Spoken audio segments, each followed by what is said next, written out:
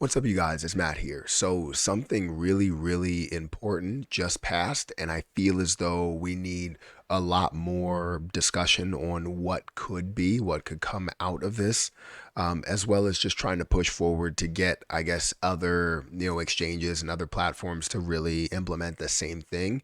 But it's kind of baby steps. But then again, even though it's baby steps, it's one big baby step. Like it's that first baby step that's going to get us to start walking. That's what it is right now in what we're seeing with this proposal. So it's fantastic to see something like this that has passed, and we'll continue to talk about how this does benefit in the future and how we can what steps we can take in order to see this implemented elsewhere. So guys, if you could make sure you hit the like button, hit that subscribe button, hit that notification bell for more of these videos.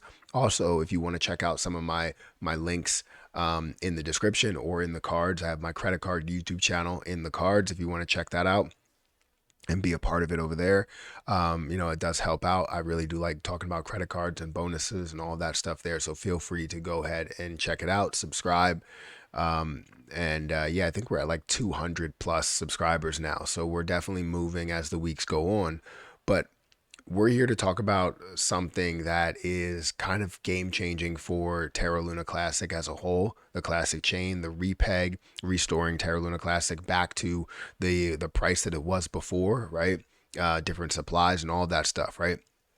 The idea behind what we were trying to do with Terra Luna Classic is really just to recover what once was, right? So take the overall supply that we have here and decrease that supply back down to maybe a billion coin supply or 10 billion coin supply, something close to where we were, so that we can see previous pricing and establish the algorithm as well as, or reestablish the algorithm as well as repeg USTC. So that was really the mindset, was to kind of throw it that lifeline to recover it. And the best way that we could do that is by burning. And we found ways that we should be able to do this by, through standard transactions, if everybody's willing to continue to trade as normal, but just with maybe like a certain type of fee.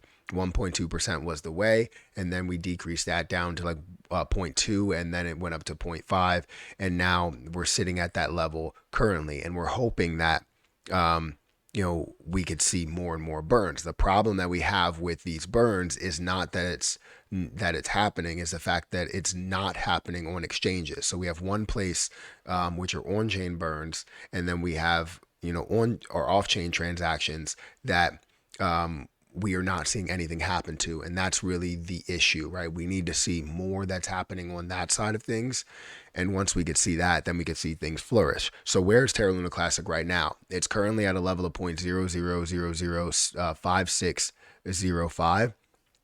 It's down about 3.3%, 3.4% on the day. I'm seeing it at a $325 million market cap.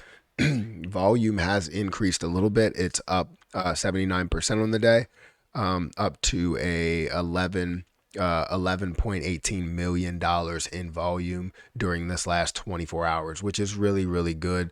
But we're still seeing that the price overall has been down. This is nowhere near where it should be, because it was at hundreds of millions, if not billions of dollars worth of volume, and now we're sitting at tens of millions. So obviously there's not a lot of money that's flowing into the crypto market, and that's the reason why, as well as maybe this is more of a speculative play for a ton of people.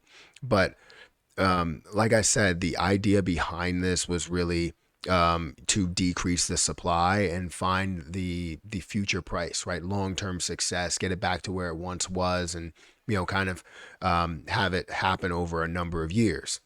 Well, we now have something that has passed that could be game-changing for Terra Luna Classic as a whole, right? So it would be whitelisting Coinins wallets for off-chain burns. Now, the reason why this is so significant, first let me go through it and I'll talk about why it's significant. This proposal aims to fulfill on-chain end of Coinins off-chain burns deal by whitelisting Coinins central exchange wallet as well as the internal wallets if applicable. This will ensure the facilitation of tax-free transactions for on-chain wallets to Coin-in exchange and free movement of funds between Coin-in's exchange wallets. In return, Coin-in will implement a 0.5% off-chain burn tax to sell transactions on Lunic and or as well as USTC. In return, Coin-in will implement the, or I just read that again, this proposal extends from the previous submitted global Lunic burn initiative, is being presented with the initial focus on Coin-in while remaining committed to the objectives outlined in the global Lunic burn initiative. So the reason why this is so important is because honestly, this opens up the door for so much more. It really says, hey, we'll do the 0.5% off chain burns, even though Coin-in really doesn't have a ton of volume that goes through on for Terra Luna Classic. It's really just a start. And if we could find a way to push that to other exchanges and have those connections, I think that's where we see the success, because we start to see that burn that does happen, or that does happen, right? We want to see the burns that happen off chain, and we want to have, success, and we want to do it one by one by one. But a lot of times, as you get into like the upper tier, you get into Binance or KuCoin or what is it, BTC Turk or whatever, exchange that you're trading on or you see the volume on. It's a little bit of a issue there because they have so much volume that if we see that happen where they're technically burning off their own volume, right? So that's an issue. But this does open the door for, the first exchange to really do it, that large baby step, the first step in order for us to start walking, right? We're seeing us start to walk, and maybe we could even get to a chance, if we have these connections, to start to run.